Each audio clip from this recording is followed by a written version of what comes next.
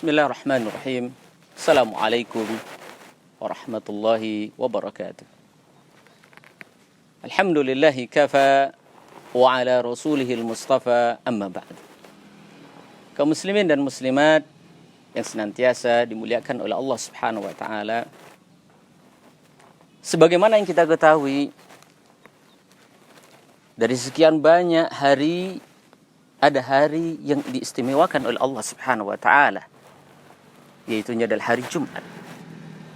Dari sekian banyak bulan yang Allah Subhanahu wa taala tetapkan, ada satu bulan yang diistimewakan oleh Allah Subhanahu wa taala, yaitu adalah bulan Ramadan.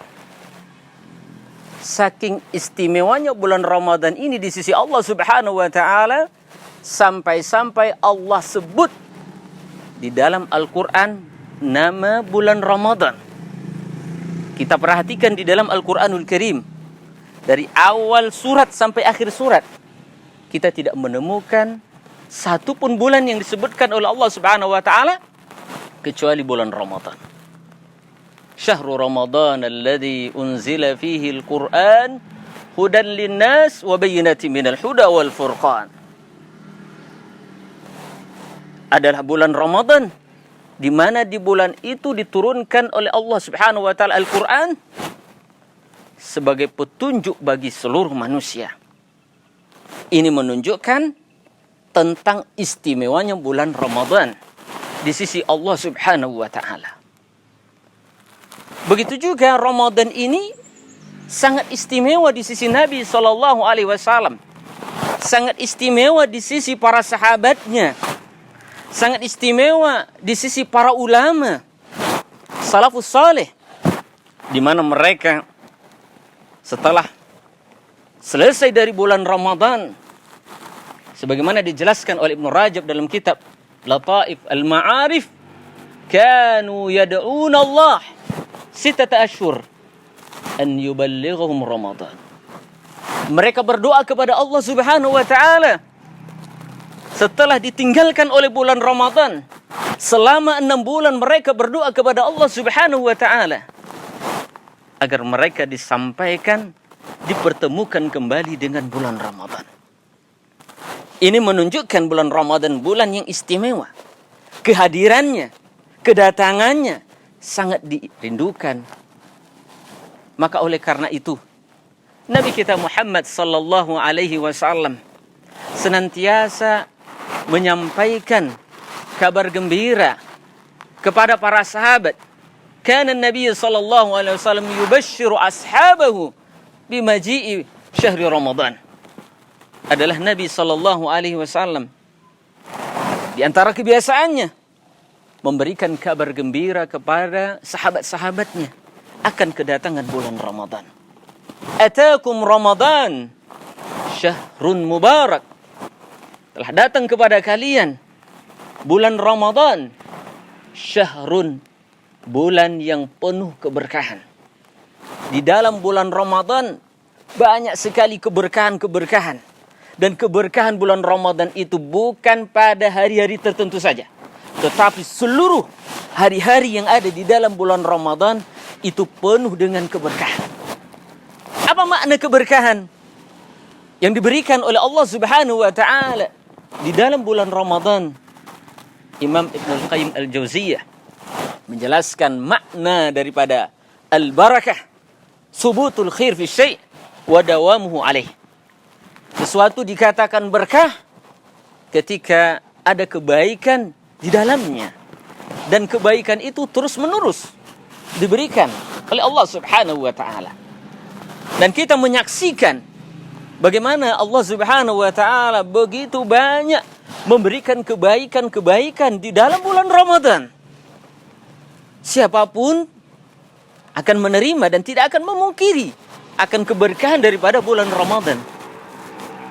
Di antara keberkahan dari bulan suci Ramadan, yang pertama adalah bagaimana ketika datang bulan Ramadan, Allah Subhanahu wa taala memberikan kesempatan kepada kita orang yang beriman untuk memperbaiki diri kita dari segala kesalahan yang kita lakukan di 11 bulan, yang jelas, yang namanya manusia, tentu dia banyak memiliki dosa.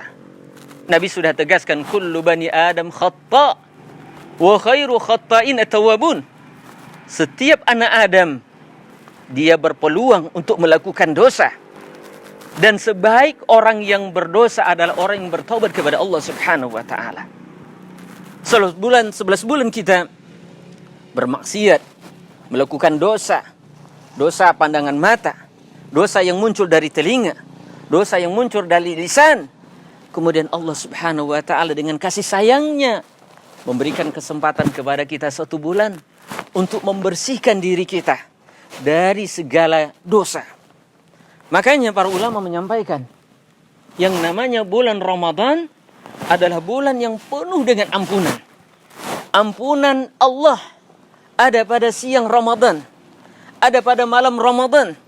Siang dan malamnya penuh dengan ampunan Allah Subhanahu wa ta'ala. Nabi SAW mengatakan, man shama Ramadanan imanan wa ihtisaban, ghufira lahu ma taqaddama min dhanbih. Barang siapa yang dia berpuasa didasarkan atas dasar keimanan, keikhlasan kepada Allah Subhanahu wa ta'ala, dan mengharapkan pahala daripada Allah Subhanahu wa ta'ala, Allah ampunkan dosanya. Ada hadis yang beredar di tengah masyarakat, awwaluhu rahmah wa awsatuhu maghfirah wa akhiru itqun minan nar. Awalnya adalah rahmat, pertengahannya adalah ampunan Allah, dan akhirnya adalah itqun minan nar, pembebasan dari api neraka. Kita sampaikan, ini hadis tidak benar. Ini adalah hadis yang dhaif, tidak pantas disandarkan kepada Nabi SAW. Bahkan sebagian ulama mengatakan ini adalah hadis palsu. Tidak layak kita sebarkan hadis ini di tengah-tengah masyarakat. Yang jelas di sini adalah kaum muslimin dan muslimat dimuliakan Allah Subhanahu wa ta'ala. Bagaimana Allah memberikan kesempatan ampunan dosa kepada kita. Ini yang pertama. Yang kedua, kata Nabi SAW, di antara keberkahan bulan suci Ramadan, idza jaa Ramadan futihat abwabul jinan. Ketika datang bulan Ramadan, Allah Subhanahu wa ta'ala bukakan pintu surga. Apa maknanya Allah bukakan pintu surga? Allah bukakan hati kita untuk melakukan ketaatan, untuk melakukan ibadah kepada Allah Subhanahu wa ta'ala, yang dengannya kita bisa masuk ke dalam surganya Allah Subhanahu wa ta'ala.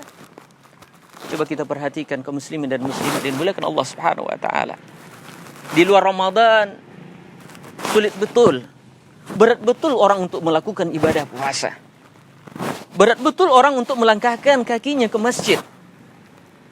Kecuali orang-orang yang dirahmati oleh Allah Subhanahu wa ta'ala. Tetapi bila mana Ramadan datang, di hari pertama itu masjid langsung penuh. Kemudian mereka bersemangat di dalam melaksanakan ibadah. Ini adalah bukti keistimewaan yang Allah Subhanahu wa ta'ala berikan di bulan Ramadan. Kemudian wa ughliqat abwabun niran. Kemudian ditutup pintu-pintu neraka. Artinya apa?